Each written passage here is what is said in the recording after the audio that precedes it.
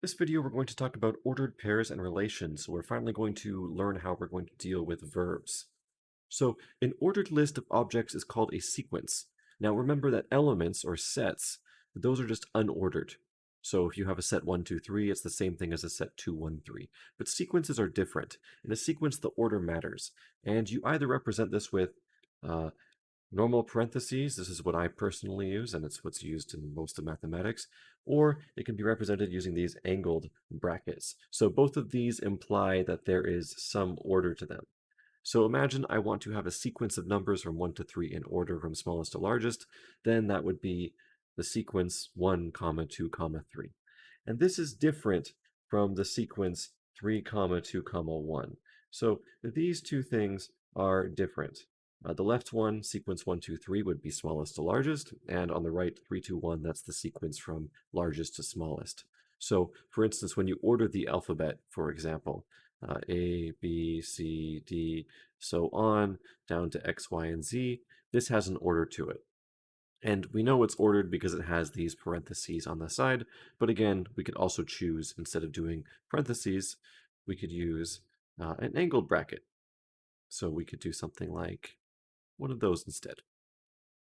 Okay, now depending on how many different elements are in that sequence, it's given a name of an n-tuple.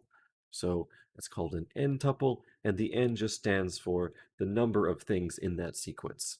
So for instance, AB is a two-tuple because there's two elements in that sequence. There's A and there's B, and that is called a pair because there's two things. If we have, say, 32, 65, 11, this is a three-tuple because there's three elements in that sequence, 32, 65, and 11, and we might call that a triplet. Usually after 3, we just stick with the number. So MKETK2, that has 6 different things, and that is called a sextuple or a sextuple, I guess you could pronounce it that way, because there are 6 elements. And you can see here that in a sequence, it doesn't matter if we repeat things or not. So each element that we find is distinct because there's an order to this. So MKETK2, unlike set theory where we just care whether something is in there or not, in this one we care about the order. So we keep both of these K's in there. Imagine if you have a sentence like John loves John, and there's this loving relationship between John and John. You want to make sure that John is in there twice because John is the subject and John is the object. So I have a little question for you, and I kind of give away the answer because I need to, explain why we're doing these things. But what types of words in English might two tuples and three tuples represent? And here's a little hint. They're types of verbs. So two tuples are transitive verbs. So verbs like loves or likes, like John loves Mary, Mary likes John. And then you have three tuples, like ditransitive, such as Mary gave John to Sue. I'm using proper names here, but we can use common nouns too, like Mary gave a book to John. So you have Mary, you have a book, and you have John, and those are your three things. So you could write that like Mary, book, John. You can do this in angled brackets or parentheses, and that just means there's an order to how we do our verb. So we're going to see this more clearly when we actually talk about truth conditional semantics, so when we take a structure and we apply semantics to it. But for now, this is what you can look forward to. So now that we have a sense of ordering, we can talk about this thing called the Cartesian product. And this is if you have a set or you have multiple sets, you can take elements of each set and you can put them together in an order. So the Cartesian product has like this little multiplication sign. It's called a cross in many different places that you can type it. So slash cross or cross product, Cartesian product, these are all the same thing. And how we read this is we say A cross B is the set of pairs AB where the first element comes from the first set A and the second element comes from the second set B. So if we were to have, say, A cross A, these would be pairs of two elements, AB, such that the first element comes from A and the second element comes from A. So basically, the order of these things just tells you which set each element is coming from. So I can kind of draw this out for you. And I always wonder how I should draw this, but there's a few ways of doing this, so I'm going to do this way because it's kind of a nice way of illustrating things. So I have A, which is 0 and 1, and I have B, which contains A and B. So the reason I set this up is because we can make a combination of all possible pairs, because that's what a Cartesian product will give us. It'll give us all possible combinations of A cross B, where the first thing comes from A and the second thing comes from B. So we're going to have 4 pairs here. And in each pair, the first element, supposing we're doing A cross B first, so let's do A cross B. The first element will come from A, so we'll have 0 and 0 in the first two, and we'll have 1 and 1 in the right two. And then the second element comes from B. So going across our rows here, we would get 0A, and we would get 1A, and in the bottom row, we'd get 0B and 1B, and this gives us all the different possible combinations. So we have, if we take a look on the left in our example, 0A, 0B, 1A, and 1B. So these are all possible combinations of pairs where the first element comes from A and the second element comes from B. Now, what if we decide that we want to do B times A? So what this means is when we do our 4 pairs, this means that the first element comes from B and the second element comes from A. So on the top row, we're filling the first position with A, and on the bottom row, we're filling the first position in B, because those come from B. And then in the second position, we're filling those with elements from A. So on the left column, we have A0 and B0, and on the right column, we have A1 and B1. So if we take a look back on the left side with our examples, we can see that we have A0, A1, B0, and B1. So in each of these cases, if I just highlight B in orange here, we can see the first element comes from B. These are our letters. And the second element comes from A. These are our numbers. Now, we don't have to have different sets when we do this. We can pick the same set to take a cross product or a Cartesian product. So let's just write this out. So A is 0 and 1. A here is 0 and 1. And when we do all of our possible combinations, we're going to get 4 pairs again. So in this case, our first element comes from A, and our second element comes from A. So across the top here, we can fill 0, 0 in the first position, 1, 1 in the first position in the bottom row.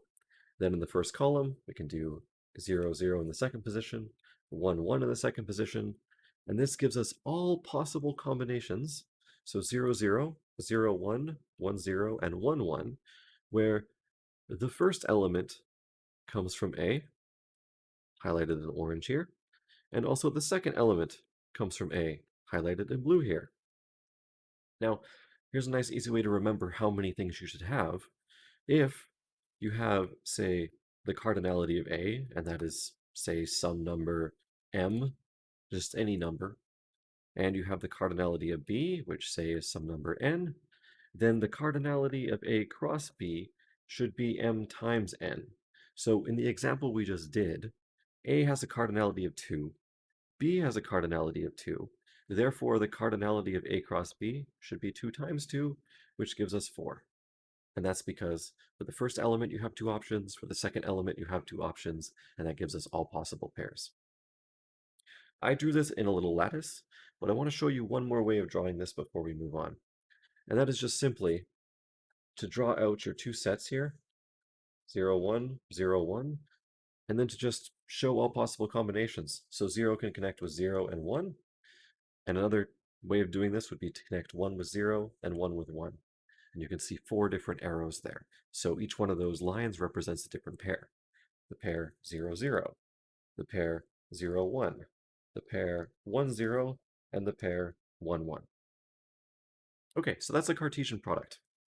And with the Cartesian product, we can also do something like A cross B cross C. And if we did this, we would get pairs of triplets. So A, B, C, where A comes from the first set, B comes from the second set, and C comes from the third set, and so on. So let's do some practice here. Feel free to pause the video, try it yourself, and I'll go through the solutions right now. Okay, the first one is K cross L.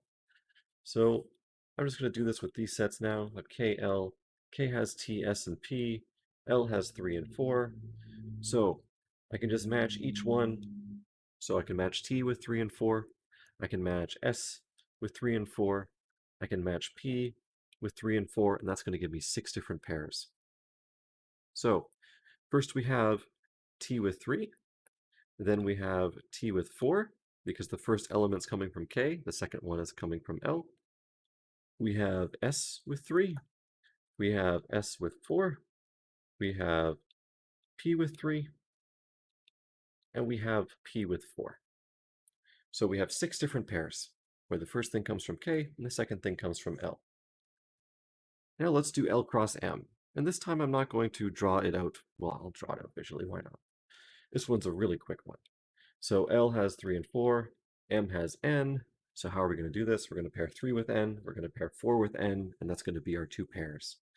So L cross M is going to be the pair 3N, and it's going to be the pair 4N. Okay. Next one is going to be the power set of L cross M, and ooh, this is going to start looking a little bit ugly. So here's the thing. We know our 2 elements. One of our elements is 3N, and one of our elements is 4N. So we need to take the power set of this. And it's going to work just like where we took the power set before. So the first one, we can take nothing. So we can take neither of those, and then we get the empty set. We could take the set that just contains the pair 3 and N. That's one of our possible subsets. We can have a subset that just contains the pair 4N. And make sure we have our sequence there. And we could also have the pair, or the element, the set, that contains both pairs 3N and 4N. So that is our power set. And again, the power set follows the exact same method that we used before with singular elements, but this time, instead of an element being just like a letter or another set, we're using a pair as an element.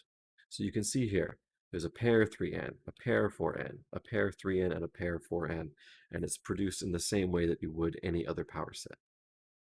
Okay, another example where we have M cross M cross M cross M.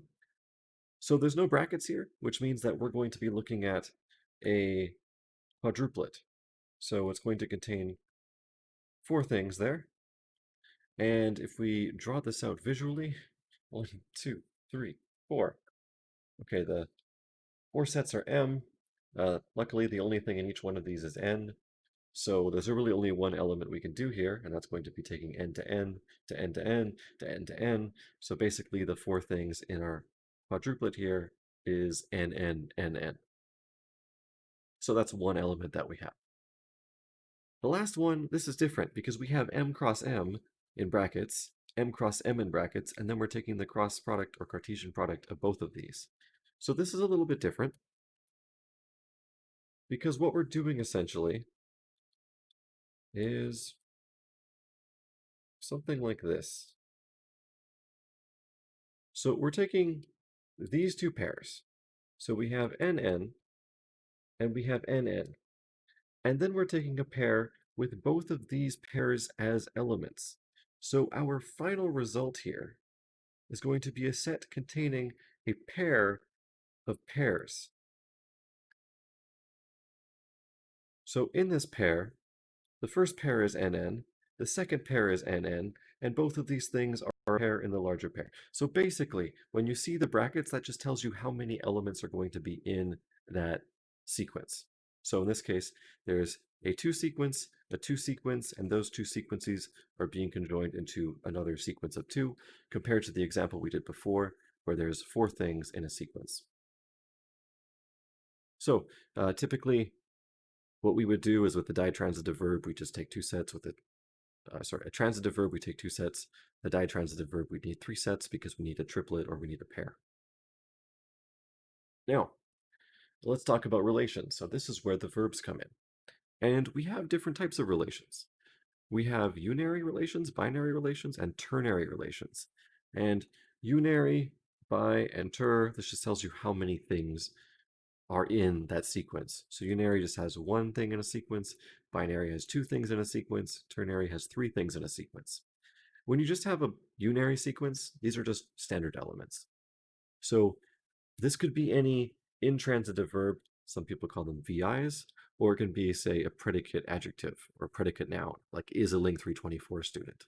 So that's a relation where all of the things in that set are LING 324 students.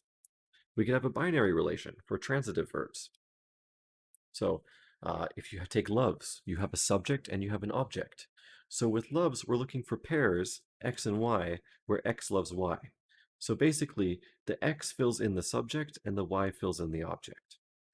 Ternary relations, verbs like gives, these are ditransitive verbs, so dt. And if you take a LING 200, you know these as VG and VC verbs. So if you say x gives y to z, you're looking for an x, a y, and a z. So the x is a subject, y is your direct object, and then z would be your indirect object. And that corresponds to the sentence pattern. So these are ordered because we need to know which one the subject is. We need to know which one the direct object is. We need to know which one the indirect object is. If you paraphrase this and say x gives z y, or x gives y z, then you might have a different order. So relations are just subsets of some Cartesian product. So specifically, if you have a relation R from set A to B just means A cross B, or at least a subset of A cross B. It's not going to take every pair necessarily. It could take no pairs. It could take some pairs. It could take all pairs. So you can write this as R is a subset of A cross B. But we don't often, at least you won't often be writing this. This is just to introduce a problem usually. If a relation holds between two elements A and B, there's different ways of writing this. We can write ARB, RAB, or we can say the pair AB is an element of R. This is typically the notation I go for because you can understand exactly what this means based on how it's read. The pair AB is an element of some relation R. And remember, relations are really just sets. So here's an example. Suppose I have a relation as a subset of A cross A. So this means that we're taking pairs of people where the first element is from A and the second element is from A, and R is going to be some subset of that. So it might be all of those pairs, it might be none of those pairs, it might just be some. And the specific relation here are pairs of XY where X likes Y. So a subject likes an object. And the people we're looking at here are John and Mary. So the possibilities that we have are John likes John likes Mary likes John, and Mary likes Mary. Because A cross A would have 2 times 2 possibilities, so 4 possibilities in total. Now the description I give you here is John likes Mary. So what this means is that we're going to have a pair that is like JR, because John likes Mary. We have Mary does not like John. So why did I write JR for Mary? That's Mary, it should be an M. JM for Mary. We say Mary does not like John. So that means that we don't have a pair MJ in our set because Mary does not like John. And then we have both John and Mary like themselves. So this means that we know that John likes John and we know that Mary likes Mary. So these are the 3 things that should be in our relation because John likes Mary, so we put JM in there. John likes John, so we put JJ in there. And Mary likes Mary, so we put MM in there. So as you can see it written out in full, the relation R contains 3 elements. It contains John Mary, John John, and Mary Mary. So we can interpret this R being these are all of the pairs of subjects and objects in this particular universe we're looking at where there is a relationship of liking each other. So that's how we can take some facts and we can put them into this thing called a relation. Now there's one more thing we get to talk about, which is the complement and inverse of relations. So complements work just like sets. So if you have a relation R, you can find the complement of R by taking all of the pairs AB such that AB is not in R. So the complement contains all pairs that are not in the original relation R. So for instance, we know in the previous example that if you had R, we had 3 pairs. We had John likes Mary, we had Mary likes Mary, and we had John likes John. So if we take our complement, we know that Mary does not like John. But in the complement, we don't have, or in the original set, we don't have Mary John. So in the complement, we will have Mary John because Mary John was not in the original set. The inverse, we write R with a little power to the -1 there. That's the inverse sign. That contains all of the ordered pairs, but the elements are reversed. So instead of AB, we do BA. So it's kind of like the reverse. Instead of Mary likes John, you could think of this now as John likes Mary. Or you could also think of it as, say, being the translation for a passive, for instance. So BA might be Mary is liked by John if we take the word order into consideration. So here's an example. Let greater be a subset of AA, where A is 1, 2, 3. So all the possible pairs that we have are going to be, say, 1, 1, 1, 2, 1, 3, 2, 1, 3, 1, and then everything in the middle here. So it's going to be 9 total things. And we're told greater is the set containing 3, 2, 3, 1, and 2, 1. So this corresponds to 3 is greater than 2, 3 is greater than 1, and 2 is greater than 1. So what is the complement of greater? Well, that's everything that's not in the original set. So, for instance, we don't have 3, 3, but we have 3, 2, and 3, 1. So we just include 3, 3. We don't have 2, 3, and we don't have 2, 2, but we do have 2, 1, so we don't need to include that. I'm going to make some space. We don't have 1, 3, so we'll include that there. We don't have 1, 2, so we'll include it. And we don't have 1, 1, so we'll include it. So now we have a relation with 6 elements, 3, 3, 2, 3, 2, 2, 1, 3, 1, 2, 1, 1. So if we want to, we can think of this sort of like a less than or equal to. So 3 is less than or equal to 3. 2 is less than or equal to 3. 2 is less than or equal to 2. 1 is less than or equal to 3. 1 is less than or equal to 2. And 1 is less than or equal to 1. Now, what about the inverse of greater? Well, we're just taking our original set here, and we're reversing the elements. Or we're reversing the order of the elements in each sequence. So instead of 3, 2, we're going to have 2, 3. Instead of 3, 1, we're going to have 1, 3. Instead of 2, 1, we're going to have 1, 2. So specifically, we can think of this as strictly less than. So greater is greater than, so the inverse of greater would be less than or less. Okay, that's it as far as an introduction to relations. In the next video, we'll talk about properties of relations, so things called reflexivity, symmetry, and transitivity. So if you have any questions, email me or post them on the discussion board, and I'll get back to you when I can.